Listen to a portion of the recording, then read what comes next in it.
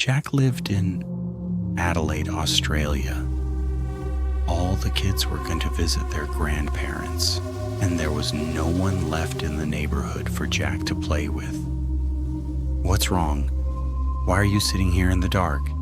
Your exams are over. Go out and have some fun. No, Mom. Don't we have a grandma's house? Can't we go somewhere for a vacation? Dad, please. Can we visit Grandma? What did you say? Grandma's house? How many times have I told you that we can't go there? Every time you start the same argument. Jack trembled at his father's angry response. After Jack left the room, his father turned to his mother.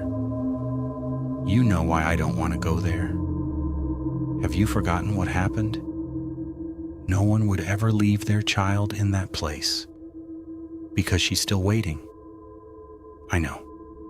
Please calm down. He's still a child. We'll tell him everything when the time is right. That night, Jack thought to himself, Mom and Dad are never going to take me to Grandma's house. It's only an hour away. I'll go and see her myself. No one imagined that an 11-year-old boy suddenly. Jack's eyes flew open. He was drenched in sweat. His grandmother was splashing water on his face. What are you doing, Grandma? Keep your voice down, or she'll come back. Who? Grandma? That 8-foot-tall woman. You saw her, didn't you? She has chosen you. Now, you have to go with her. Grandma, I'm not going anywhere. Please save me. What are you talking about? All right, I'll do something, but don't leave this room and don't tell anyone about what's happening. Just stay here quietly. With that, Grandma walked out of the house.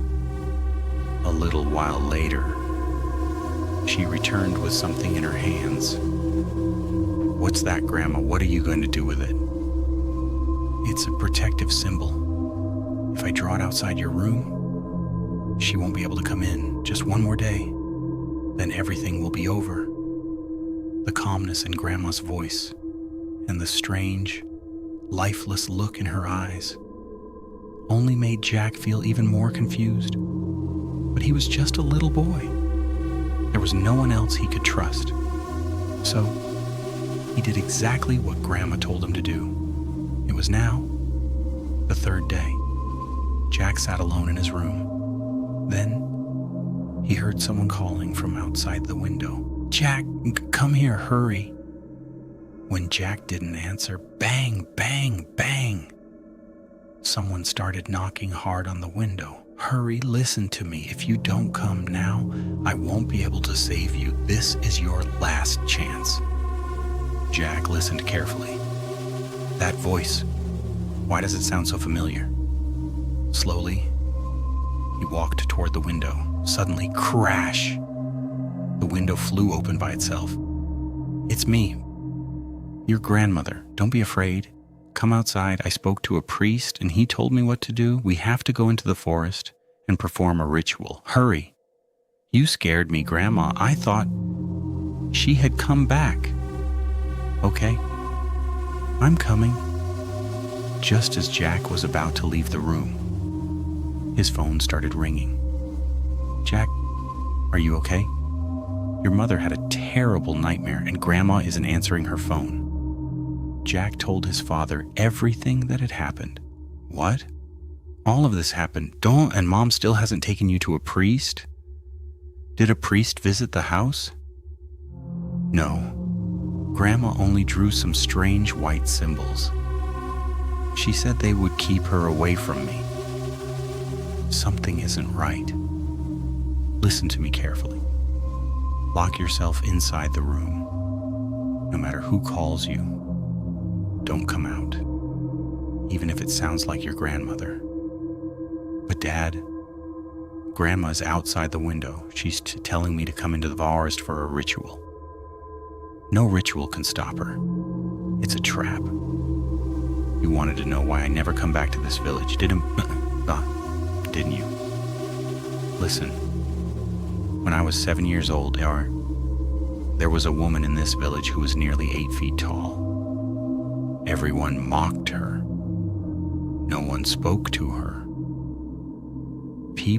Grandma stepped outside. She looked around carefully, then came back inside. Did you see anyone? No. There's nobody out there. You just got scared. When the wind blows through the bamboo trees, it makes strange sounds. That's probably what frightened you. Grandma's words gave Jack a little comfort, but his mind was still filled with questions. Somehow the night passed. The next morning, Grandma seemed different. She didn't clean the house, she didn't cook, and unlike every other day, she barely spoke to Jack. Instead, she kept pacing back and forth across the room, looking restless. What's wrong with Grandma? Is she hiding something from me? Did she really not see anyone last night? Or was she just trying to make me feel better? Jack sat in his room reading a book. Then, he heard footsteps outside his bedroom. Grandma? Is that you? The footsteps stopped. A moment later, they started again. Grandma, please say something. Is that really you? No answer. Suddenly, bang, bang, bang. Something slammed against the window. At the very same moment, thud, thud, thud. Someone started pounding on the door. Someone's at the door, and someone's at the window. But how's that possible? Grandma lives here alone. She can't be in both places at the same time. Then Jack looked toward the window. A shadow standing behind the glass. A tall figure wearing the same wide-brimmed hat. No, it's her. The same tall woman I saw near the trees last night, so it wasn't my imagination. She was really there. Then the sound came again. Po, po. Jack covered his ears and collapsed onto the floor. His body shook uncontrollably. He had no idea what to do. After a few moments, the sound stopped. But by then, he was too terrified to even step outside his room. Fear had completely taken over his mind. Every tiny sound made his heart race. The strangest part was, no matter how many times Jack called for Grandma, she never came. Crying, Jack eventually fell asleep.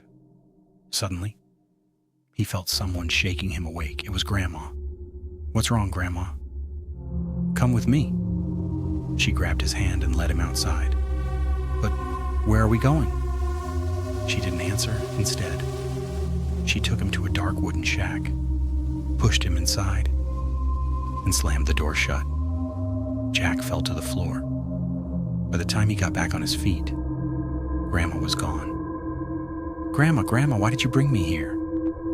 Then he heard it again. Po, po. The terrifying sound echoed through the shack. Jack burst into tears. Grandma, please open the door.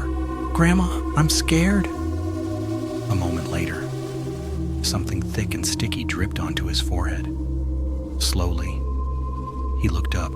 His heart stopped. A horrifying woman was hanging upside down from the ceiling, staring directly at him. She wore the same large hat. Her face was pale white, and where her eyes should have been, there were only deep, black, empty sockets. Jack slowly looked down at his hands. They were covered in blood. Jack let out a blood-curdling scream. Suddenly, Jack's eyes flew open. He was drenched in sweat. His grandmother was splashing water on his face. What are you doing, Grandma? Keep your voice down, or she'll come back. Who? Grandma? That 8-foot-tall woman. You saw her, didn't you? She has chosen you. Now, you have to go with her. Grandma, I'm not going anywhere. Please save me. What are you talking about? All right, I'll do something, but don't leave this room And don't tell anyone about what